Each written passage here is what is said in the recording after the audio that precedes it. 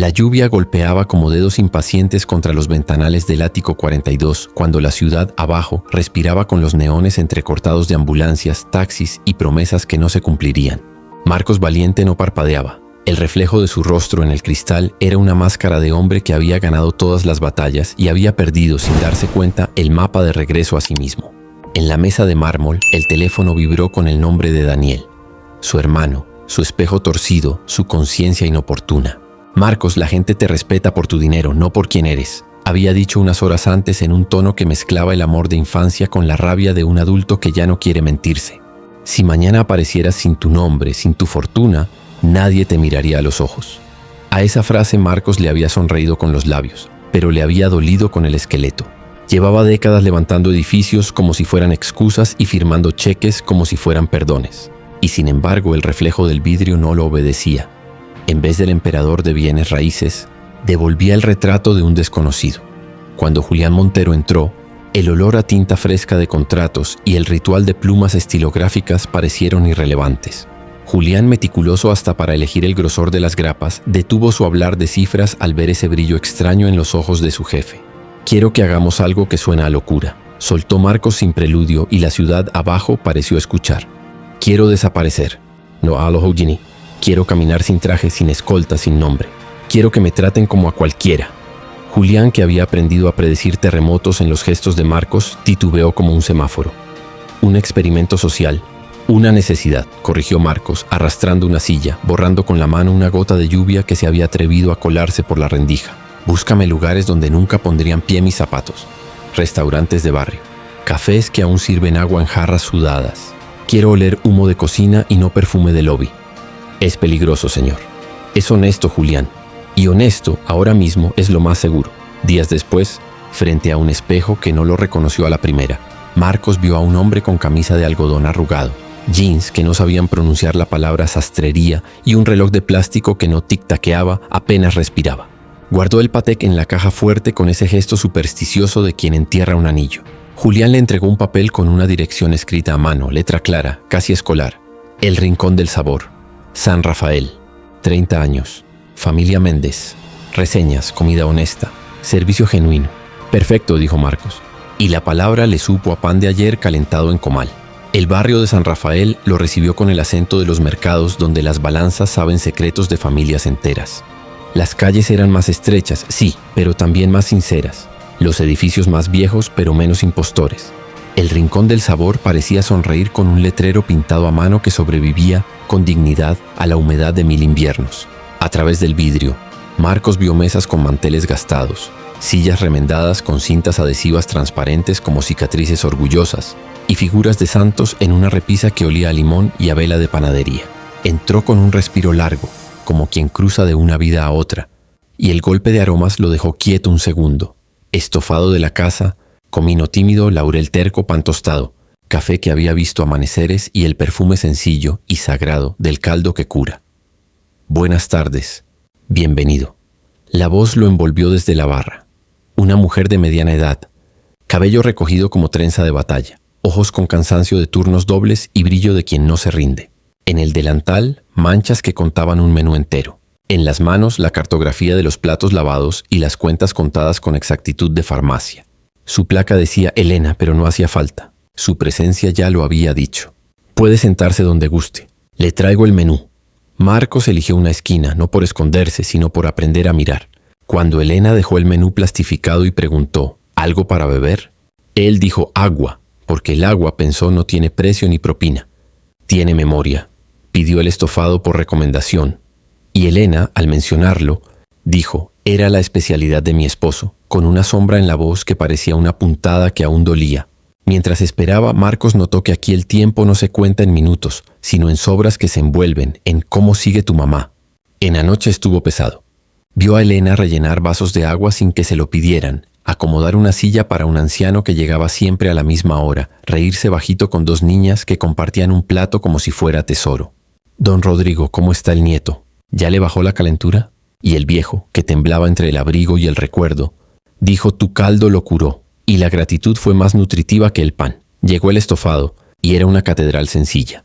Papas que se deshacían con pudor, zanahorias que aún recordaban la tierra, carne que se rendía a la cuchara con fe, un caldo profundo como una historia bien contada. ¿Todo bien?, preguntó Elena, y Marcos respondió con honestidad desconocida. Es excelente. Ella sonrió como si alguien hubiera dicho el nombre correcto del amor. Mi esposo decía que la comida hecha con amor sabe distinto, añadió, y se fue a atender otras mesas sin saber que acababa de servirle a Marcos la primera cucharada de su propia vida. La puerta se abrió entonces como se abre el aire cuando entra un huracán con corbata. Un hombre de traje caro, voz cara, modales baratos, teléfono pegado a la oreja. ¿Alguien trabaja aquí o es un museo? Elena se acercó con prisa de no molestar, respeto que merecía no recibir. Buenas noches, ya le atiendo. No tengo noches, tengo minutos. Lo más rápido. Y la cuenta junto con el plato. Marcos sintió ese calor de vergüenza que recuerda todas las veces que él mismo fue ese hombre. La impaciencia como escudo, la arrogancia como idioma, el desprecio como deporte. El cliente mascó, bebió, despreció, dejó dinero que no alcanzaba ni para la sal y salió dejando la silla herida. Elena juntó los billetes con dedos temblorosos. Los contó como quien cuenta respiraciones antes de dormir, y en los ojos se le hizo agua que no quería ser lágrima. Marcos se levantó con algo que no sabía si era impulso o deuda. Llegó a la caja. Esperó a que Elena terminara de calcular mentalmente ese hueco que el cliente había dejado en la caja, y dijo, «Disculpe». Ella, que aprendió a secarse los ojos con la rapidez de quien no puede darse el lujo de llorar, respondió, «¿Necesita algo más?» «Quiero pedirle perdón», dijo Marcos, y la palabra perdón en su boca pesó como oro que no sirve para comprar nada. «Usted no me debe nada», contestó Elena sincera. «No por hoy», dijo él viendo de reojo la puerta que aún guardaba el eco del huracán. «Por las veces en las que fui ese hombre. Por las veces en las que fui todos los hombres que le hablan así». El silencio le tendió una silla. Elena apoyó las manos en el mostrador y habló con una serenidad que se pareciera a una canción baja. «Lo más triste es que ese hombre ya olvidó esto. Para él fue un minuto incómodo. Para mí otro recordatorio de que para algunos soy una función. Pero yo tengo una hija, y eso me obliga a no olvidar quién soy». «¿Una hija?», se atrevió a preguntar Marcos con cuidado. «Valentina», dijo Elena, y el nombre tuvo luz propia. 16. Quiere estudiar medicina. Es brillante. Está más allá de mis manos. Pero la miro y me acuerdo. Cuando el vaivén de la cocina empujó la puerta, apareció él. Un hombre mayor con un delantal que llevaba los mapas de 30 inviernos. Don Arturo Méndez, dueño de esa casa que a veces era restaurante y a veces era abrazo. «¿Todo bien, Ela?», preguntó con cariño al que le cortó las sílabas para hacerlo más suyo. «Todo bien, don Arturo». Se estrecharon manos, las de Marcos, que sabían de plumas de oro y reuniones de consejo. Las de don Arturo, que sabían de amasar, de levantar sillas, de apagar luces tarde. 30 años, dijo Marcos mirando alrededor. 30 años de decirle a la gente que es bienvenida. 30 años de levantar la cortina cuando da miedo y bajarla cuando ya no se puede más, repuso el viejo con una sonrisa que había visto funerales y bautizos. La campanilla de la puerta sonó otra vez. Entró una muchacha con mochila enorme, cabello recogido deprisa, ojos que escaneaban el lugar como si buscaran una palabra. «Mamá», dijo, y la cara de Elena cambió de estación. «¿Terminaste el proyecto?» «Sí, sobre células madre», dijo Valentina con una mezcla de timidez y orgullo. «La profe cree que puedo ganar el estatal». Don Arturo aplaudió con el corazón. Marcos se acercó con una curiosidad que no sabía disimular. «Células madre no es cualquier tema para la prepa», arriesgó. «Cuando se te muere alguien por Alzheimer», intervino Elena con voz de quien ya decidió que no volverá a quebrarse, «empiezas a aprender palabras duras». «Quiero medicina regenerativa», explicó Valentina mirándolo directo como desafiante, como quien ha tenido que convencer a demasiada gente de cosas demasiado justas. «La Universidad Nacional tiene un programa increíble, pero...» Y allá donde ponen los puntos suspensivos, la pobreza suele escribir finales. Elena apretó la mandíbula y se quedó callada. Don Arturo apoyó la mano en el hombro de la joven.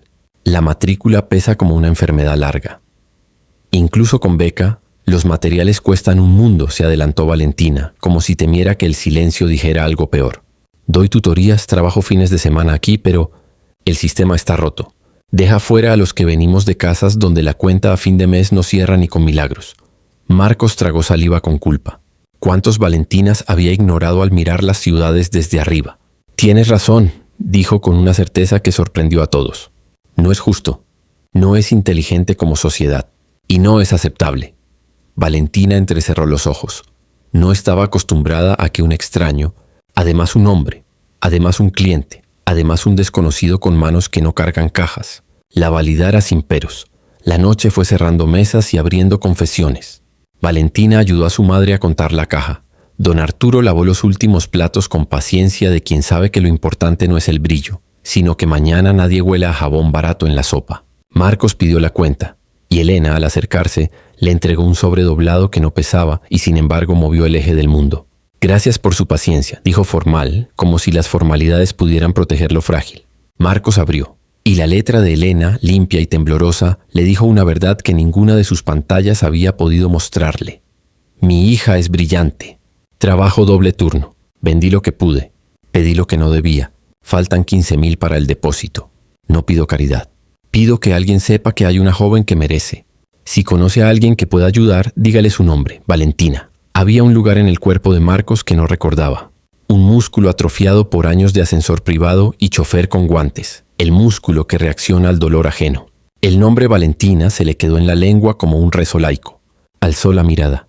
Elena estaba a 2 metros, no por miedo a la respuesta, sino por respeto a la dignidad que aún en la súplica sostiene la espalda. Valentina no sabía. Don Arturo desde la barra apretaba un trapo con los nudillos blancos. Esto lo cambia todo, dijo Marcos, y por primera vez en mucho tiempo no sonó como un trato, sonó como un juramento. No busco caridad, insistió Elena, como si supiera que esa palabra tiene dientes. No la ofrezco, replicó él, sacando de la billetera algo más peligroso que efectivo, su nombre. Escribió al reverso de su tarjeta una dirección y un teléfono directo que casi nadie tenía. Ve mañana. Pregunta por ese hombre. Él hará que todo lo necesario esté. Elena leyó Marcos valiente y la noche cambió de temperatura. Valentina leyó por encima del hombro y la confianza que acababa de emerger como brote tierno se heló. ¿Estuviste aquí disfrazado? Disparó y su voz ya no era una pregunta. Era una acusación con años de historia detrás. Lo que siguió no fue una escena. Fue un ajuste de cuentas. Don Arturo dijo turismo de pobreza con un filo de amargura que cortó el aire. Elena dijo, me sentí vista y ahora me siento utilizada como quien enumera heridas.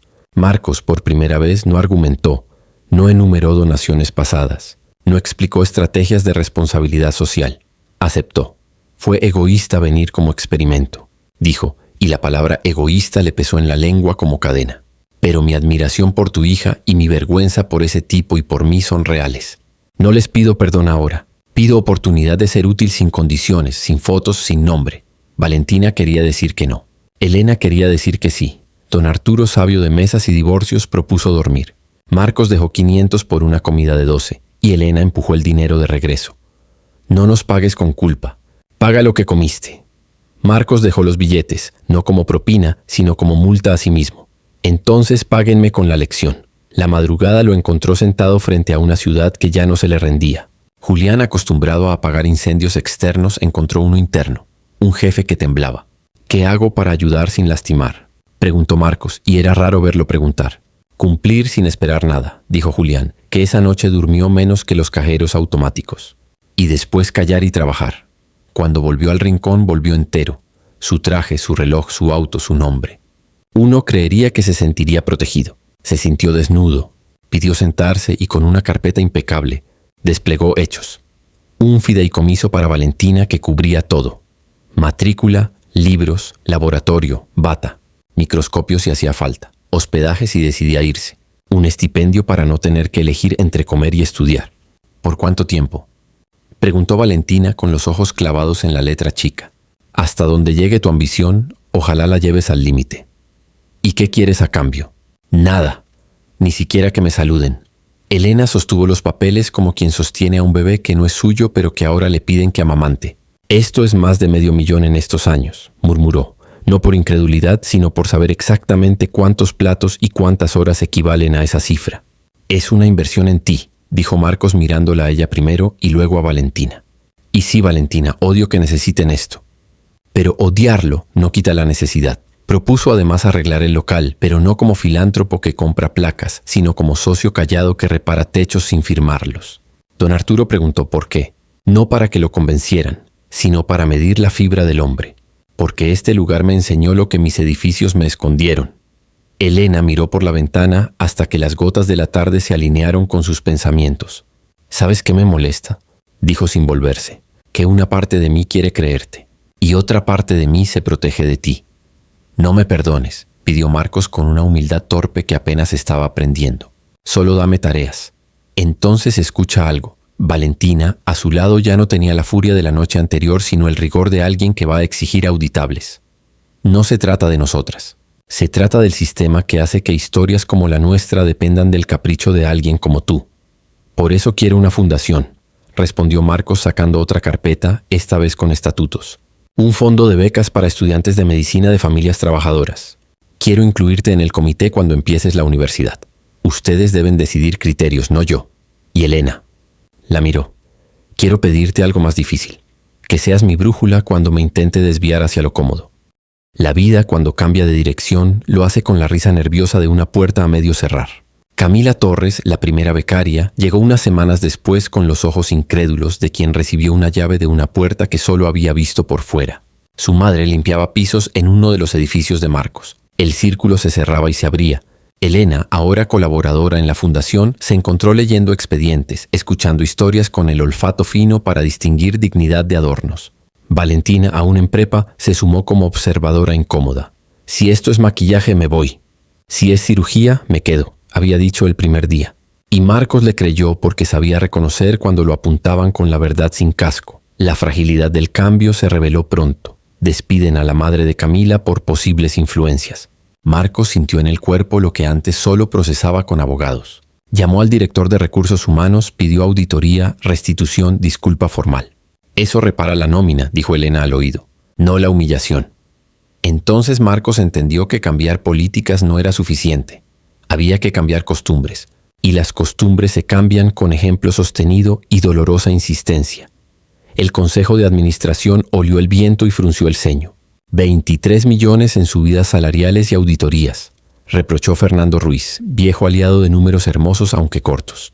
Reducción del 42% en rotación, 17% más productividad, devolvió Marcos con voz sin vibrato. Gabriela Soto habló de socios que se iban por progresismo. Si se van porque ahora tratamos con dignidad básica, respondió. Se van solos, sin que yo les abra la puerta. Tus ideales pueden costarnos empleos, sentenció alguien.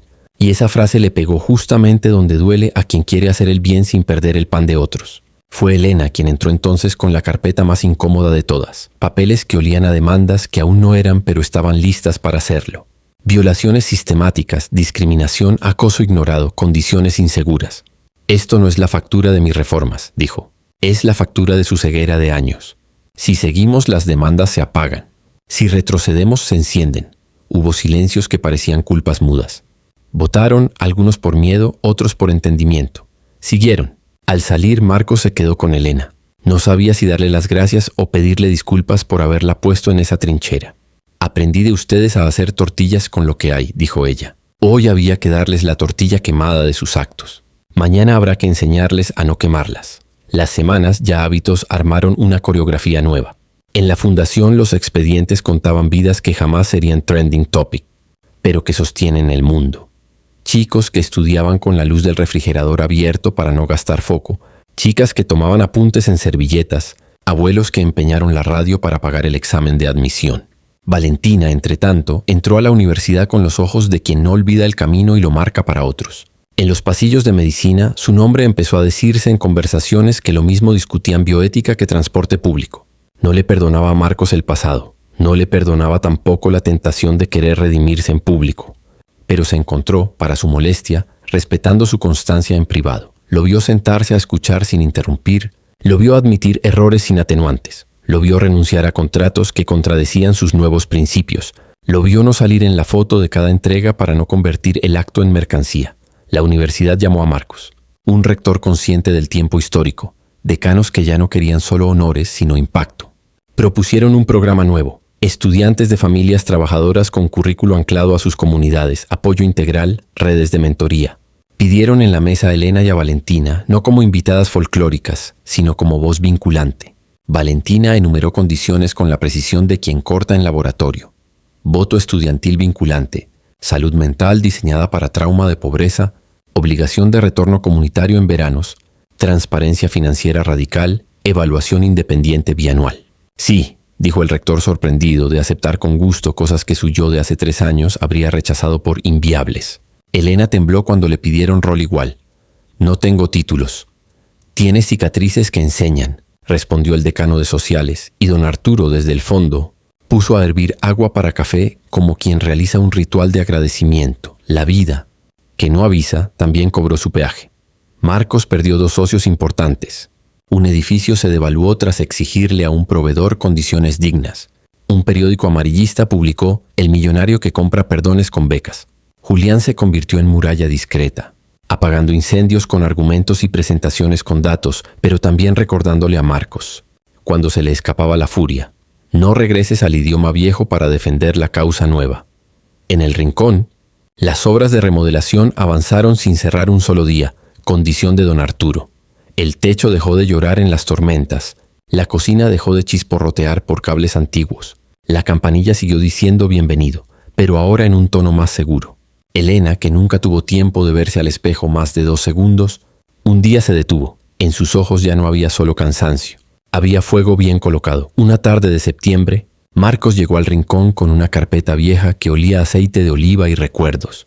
Don Arturo, sentado como un rey cansado de una república honesta, le entregó un sobre gastado. Recetas de mi esposa. No para que las uses en un restaurante con tu nombre, para que recuerdes qué es lo que sabe bien en la vida. El tiempo lento, el cuidado, la sal justa, el respeto por lo humilde. Marcos lo guardó con un cuidado casi religioso. Había comprado arte moderno por millones. Jamás había sostenido un papel con ese poder de ordenarle el alma. ¿Qué harás cuando el costo sea demasiado?, preguntó Valentina sin anestesia, con el estetoscopio aún colgando del cuello como un columpio serio. Marcos respiró. La respuesta fácil era: nunca retrocederé. La honesta: no sé. Intentaré que si caigo, caiga hacia adelante. Y si retrocedo, que sea para tomar impulso, no para volver a lo cómodo. Valentina aceptó esa incomodidad. La verdad, no viste traje, pero es digna. Camila regresó del primer parcial con un 9 que supo a venganza dulce. Su madre, ahora supervisora y con salario digno, en el mismo edificio donde la humillaron, llevó un pastel que decía gracias mal escrito con betún, y nadie corrigió la ortografía porque lo importante estaba correcto. A la fiesta improvisada llegaron otros becarios. Diego, que dormía en la azotea para no gastar en transporte. Sara, que cuidaba a su hermanito con parálisis cerebral y aún así devoraba libros de histología. Luis, que escribía poemas de madrugada para no olvidar que el cuerpo también necesita belleza. Colgaron una manta. De invisibles a imparables, efecto Valentina. Y Marcos entendió que el mejor papel que podía jugar era apartarse de la foto para que la imagen fuera de ellos, no de él. Elena guardaba en el bolsillo, doblada y gastada, la nota que cambió el curso de todo. A veces la acariciaba con el pulgar para recordarse que la vergüenza no tenía razón. No fue súplica, fue dignidad escrita en papel barato. Se la mostró a Marcos una noche en la que la ciudad parecía menos cruel. Cuando escribí esto me sentí pequeña, confesó. Cuando lo lee, me hiciste grande, respondió él, devolviéndole un espejo que no distorsionara. Hubo retrocesos, como en toda cirugía delicada. Un supervisor con manías de capataz intentó reinstaurar el miedo. Terminó despedido tras una investigación transparente. Un político ofreció dinero a cambio de una presencia en el Consejo del Fondo. La respuesta fue un no que se escuchó hasta en la cochera. Un tabloide publicó la foto de Valentina saliendo de la universidad con la bolsa de mandado, intentando insinuar que había privilegios. La ola duró 2 días. La ola de apoyo, 2 años. En el consejo de la empresa, Fernando Tosudo reconoció que la rotación se había desplomado y los accidentes habían disminuido. Gabriela, ácida, admitió que nuevos socios, mejores, estaban llegando atraídos por la reputación renovada. Resulta que la decencia también es negocio, dijo Julián en corto, y Marcos sonrió sin triunfo. No era victoria, era reparación. El programa de la Universidad Nacional abrió con una ceremonia sin pompa y con contenido. Estudiantes hablando de su barrio, madres agradeciendo que el transporte ahora estuviera contemplado en las becas, profesores comprometiéndose a no ridiculizar acentos ni tropezones de gramática. Valentina Yacombata tomó la palabra sin papel. La excelencia no es privilegio de los que tienen aire acondicionado en casa, es una puerta que se abre cuando alguien sostiene las bisagras. Y las bisagras se sostienen con políticas, no con discursos. Elena, a su lado, habló por primera vez a un auditorio. Yo sé limpiar mesas. Hoy aprendí a limpiar injusticias. Se hace con escobas distintas, pero con el mismo orgullo. Los aplausos no fueron esos que uno da por cortesía, fueron esos que duelen en la palma. Marcos, mientras tanto, siguió equivocándose y corrigiendo, que es la única forma humana de acertar. Una vez aceptó una invitación a una gala que convirtió las becas en decoración. Valentina lo enfrentó. ¿Para quién es esto? Él pidió disculpas, devolvió el cheque que traía condiciones implícitas, y esa noche, en lugar de cena con manteles, se fue al rincón a lavar platos con don Arturo, que le dijo: la espuma te quita la soberbia si la sabes usar. Julián un día le llevó un sobre con cartas de trabajadores.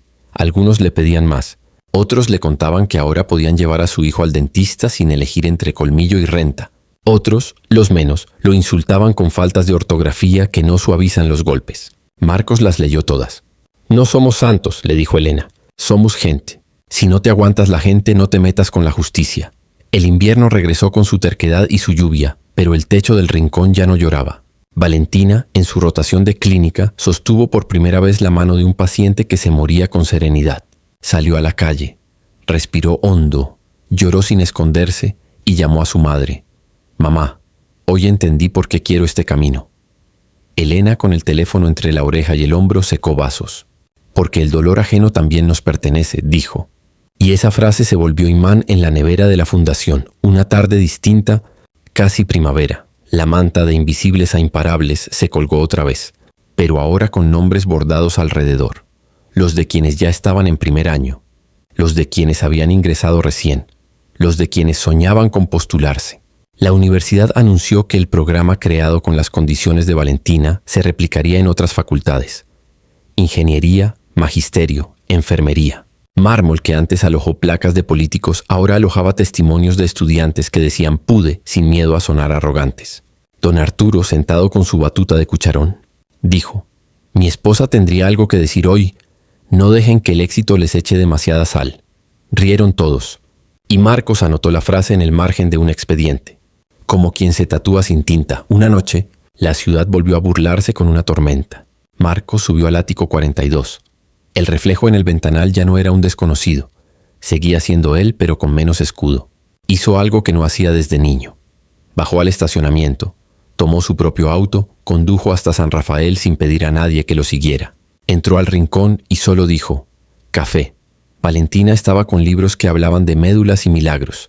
Elena contaba billetes sin tensión en la mandíbula. Don Arturo afinaba la máquina de moler. Se sentó con ellos, no para hablar de fondos ni de reformas, para hablar de cómo la sopa de fideos de los martes le salía distinta cuando la hacía con prisa, de cómo la universidad había incorporado un taller donde estudiantes enseñaban a médicos mayores a escuchar con paciencia, de cómo un niño de la cuadra había dejado de temerle a las sirenas porque alguien le explicó que las ambulancias no vienen a regañar, vienen a ayudar. ¿Valió la pena?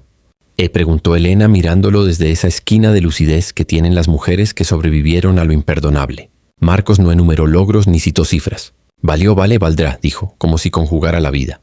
Porque aprendí tarde, pero aprendí que la riqueza que presume no vale y la que no presume sostiene. Valentina apretó la mano de su madre. Las promesas no nos sirven si no se mojan con realidad, recordó. Marcos sonrió. Por eso vengo cada tanto, para mojarme. No hubo final épico. Hubo continuidades.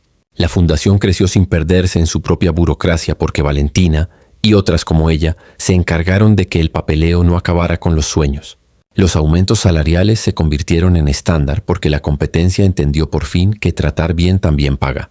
Un par de socios se fueron, otros llegaron. La prensa dejó de perseguir historias de filántropo y empezó a contar historias de estudiantes porque esas daban más clics. El rincón siguió sirviendo estofado que sabía igual que el primer día, pero ahora en platos sin muescas.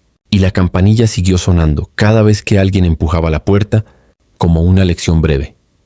Pasa, aquí cabes. Una tarde cualquiera, Elena sacó del bolsillo la nota original, ya casi sin fibras, apenas una sombra del papel que fue, y la pegó, enmarcada en la pared lateral, no cerca de la caja, sino junto a la puerta por donde entran las cosas nuevas. Arriba con plumón escribió: con esta hoja comenzó una manera distinta de mirarnos. Una pareja joven la leyó. Él murmuró: qué bonito. Ella dijo: qué valiente. Valentina, de paso por el local antes de volver a un laboratorio que olía a futuro, tocó el vidrio con la yema de los dedos como quien saluda a una antepasada. Marcos, a su lado, se quitó el reloj caro no por culpa sino por costumbre nueva, lo guardó en el bolsillo y dijo sin dramatismo: gracias. Nadie le preguntó por qué, porque ya lo sabían. Gracias por la nota, por la paciencia, por el regaño, por la segunda oportunidad, por la tercera, por los noes a tiempo, por los síes con condiciones, por las risas en momentos en que se perdía todo, por el café servido incluso cuando faltaba azúcar. De noche, la lluvia volvió a tocar el vidrio como al principio, pero ya no parecía dedos impacientes, más bien eran nudillos de amigo. La ciudad abajo seguía corriendo, comprando, vendiendo, prometiendo. Pero en una esquina de San Rafael, en un local que resistió 30 y tantos años, un millonario y una camarera, palabras pobres para personas ricas, habían construido algo que no cabe en las cuentas. Una frontera borrada, un idioma compartido, una forma de mirar que no mide con tarjetas sino con pulso. Y aunque mañana vendrían otras tormentas, otras noticias escandalosas, otros contratos que tentaran, otros orgullos que picaran, había una certeza que ya no se movería. Todos merecemos ser vistos, y vistos con los ojos bien abiertos. Somos más difíciles de reducir a función, más imposibles de invisibilizar, más tercamente dignos. Cuando la campanilla sonó por última vez esa noche, el último cliente dejó un plato limpio y una silla en su lugar. Elena apagó la cafetera con ese gesto que solo ella tiene. Valentina guardó los marcadores con los que había hecho esquemas de anatomía en una servilleta. Don Arturo pasó la mano por la barra como quien bendice, y Marco cerró la puerta por dentro, esperó un segundo, y la volvió a abrir desde adentro para recordar el sonido exacto de la bienvenida. Afuera, alguien apuró el paso bajo la lluvia. Adentro alguien dijo hasta mañana, y en esa frase sencilla, como receta antigua, estaba la promesa que sostiene al mundo que el mañana, aún sin garantías, nos encontrará aquí juntos, intentando otra vez. Si esta historia te tocó el corazón, recuerda que en este canal no solo contamos relatos, despertamos emociones. Suscríbete ahora a El Guardián de Historias y acompáñame cada semana en nuevas historias reales, humanas y llenas de vida. Porque detrás de cada mirada, de cada gesto y de cada silencio, hay una historia que merece ser contada. Activa la campanita para no perderte el próximo capítulo. Y recuerda, aquí las historias no terminan, apenas comienzan.